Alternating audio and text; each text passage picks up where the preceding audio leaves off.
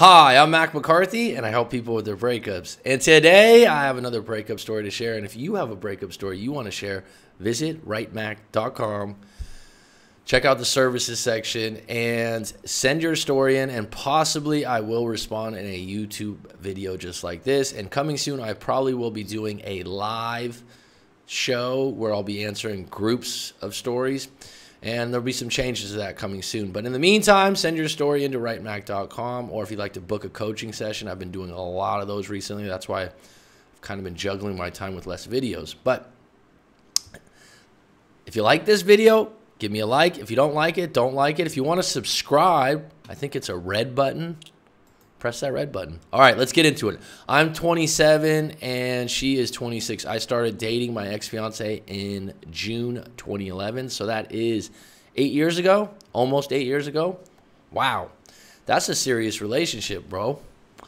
Everything was amazing. Rose petals and wine glasses. I had a full-time job and she was going to start college in August. Her college was about 2 hours away. I visited her every single weekend and we made it work.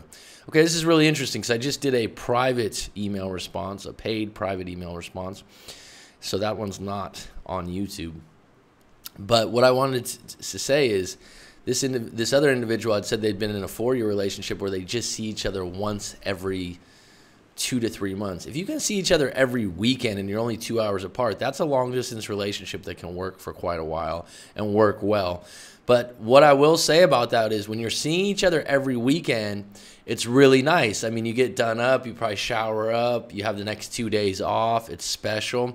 You're not seeing the true colors of the other individual when you live together 24/7. So it's not a bad thing. It's a good thing. It's probably healthy in the relationship. But when you take that next level and you start to live together, if things go crazy or not correct, it's because living together is a whole nother ball game. Put it in the comments if you agree with me out there, because I've had 3 different girlfriends that I've lived together, and it is different. And I think I'm pretty easy to live with, but that's just one side of the story, right? Everything was great. She graduated college, moved in with me. Good.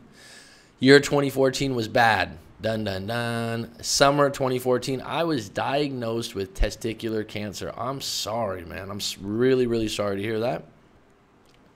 November 2014, my older brother passed away at 30 years old. So this is what I talk about this a lot. There starts to be layers of problems. So you got a health problem, you got a grieving problem.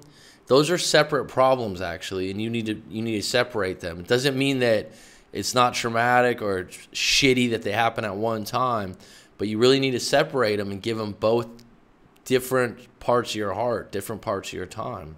Because when you layer them and keep them together, and then you have a problem with your girlfriend per se, you start stacking things and it all gets mixed up into one pot. In December 2014, I bought a house. Well, congratulations. Good for you, man. Young man to have a house. Good. I became distant after that. I played games way too much. I didn't give her much affection or love. Well, part of the thing is sometimes when people buy a house, I've seen this before and they get it young, it's like I reached a goal. And then if you don't have a new goal in place, it's like, well, now I got my house. It's like I had a friend that got his house at, I think it's 25. He wanted a pool table. He got a pool table. He wanted a pool. He put a beautiful $70,000 saltwater gunite, they call it, pool with a waterfall. I mean, the thing's gorgeous. Got the pool. Got the, I mean, he got everything by 26, 27. And now, about 14, 15 years later, he hasn't really had any more goals. He stopped working. He went on disability.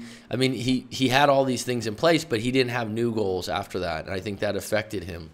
And now he's just like, oh, that pool, he doesn't use the pool table really. The pool's annoying that he has to clean it every weekend. It's kind of really interesting to see the things that you think you really want. Sometimes you don't appreciate them after you have them. Key is to keep growing, to keep having a new goal or a new thing that you're looking forward to.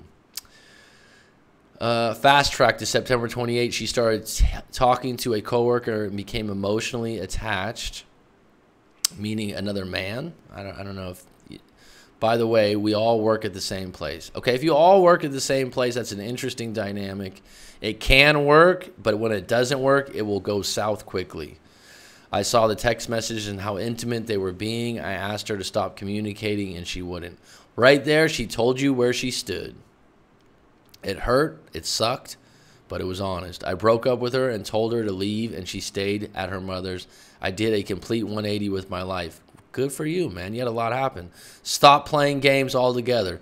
Started the gym. Lost 40 pounds and started to love myself again. Well, fuck yeah, man. See, this is the thing. When you break up, crisis is a fucking opportunity.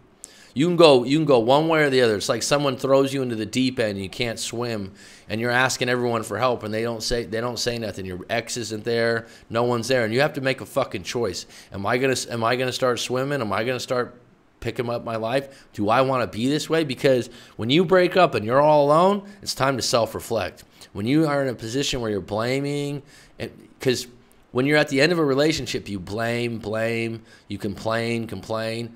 But when that person leaves, it don't matter anymore. They're not there. It doesn't matter. So you can't complain about them anymore, and you got to look at yourself and go, wait a minute. Fucking, I need to lose some weight. I need to stop playing video games, right? Good for you. Stop playing games altogether. Started the gym. We got back together in November on her birthday. Yeah, because you became the person that she was attracted to when she first met you. That's why. A lot of times people think like, oh, how do I get my ex back? Become the person that she was attracted to when she first met you. Become the person that she would be attracted to, not the person that you've become, right? She said she was done talking to him. In the meantime, the trust for her wasn't 100% there. Ding, ding, ding. This is big because trust, connection, attraction.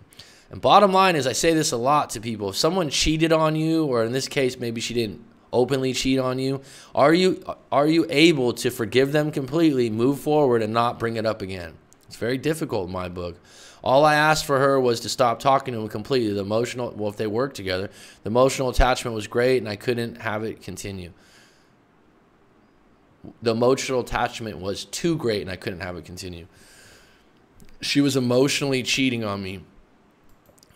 Well, I mean, this is a weird relationship. It's someone she works with. The guy's playing the friend zone, or, you know, like the shoulder to cry on. You're jealous. I mean, did she actually sleep with the guy would be my question. But if you're upset with it and it's too much for you and you're being honest and upfront and she just can't sever that tie, well, then that's a reason maybe to break up, because it's not going away. I did many wrongdoings, like searched her phone and social media because I knew her passwords. That's lack of trust.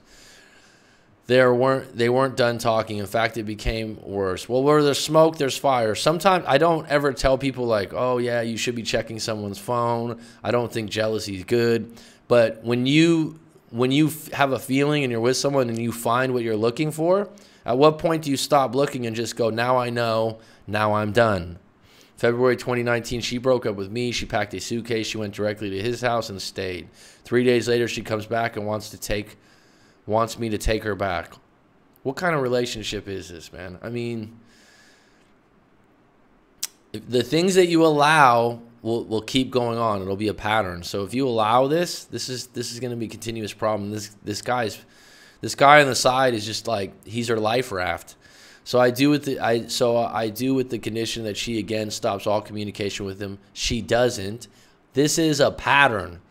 Okay? She's going to keep talking to the guy. The guy gives her something that you don't give her. He gives her some kind of attention. She would arrive to work about 20 minutes before her shift started, and I find out from friends that she has been going in her car before work as well as after work. Then they would talk into work together as if they were something more than friends. Where there's smoke, there's fire. Sometimes she would stay at work for 30 minutes sitting in the parking lot with him before finally coming to me. What else do you want? Do you want to put a camera in the car? I gave her one final chance. Don't give her any more chances. Move the fuck on. I told her if she could not stop, I would have to break up with you and ask you to leave. She didn't stop. I broke up with her again. Okay, like I said, pattern. She keeps bringing up the past where I neglected her. No, that's deflecting what the real situation is in the present. And she can't get over it, and that's why she's still talking to him. She is seeking his affection still. Meanwhile, since November 2018, we got back together. I have been the best fiance I could be. I didn't know you guys were fiance. I don't neglect her, and I showed her as much affection as I possibly can. So you do everything you can. You improve your life. You stop playing video games. You lose weight. You make an effort not to neglect her, and it's still not enough. So what's the problem? The problem is she's seeing someone at work or catpawing some guy. I don't know. But bottom line is she's not all in and you're all in. You're growing as a person. You're seeing your faults and you've worked on them. She hasn't. So what do? You break up. You break up for good. And I would strongly consider getting another job or another career outside of this. Take this as an opportunity. Not because you're running away from working with her and being around her, because you're in a stage of growth. And it's not really healthy to not only be working with your ex, but be working with your ex, because she's your ex right now, correct? But be working with the guy she's messing around with in the car before work. That is extremely toxic.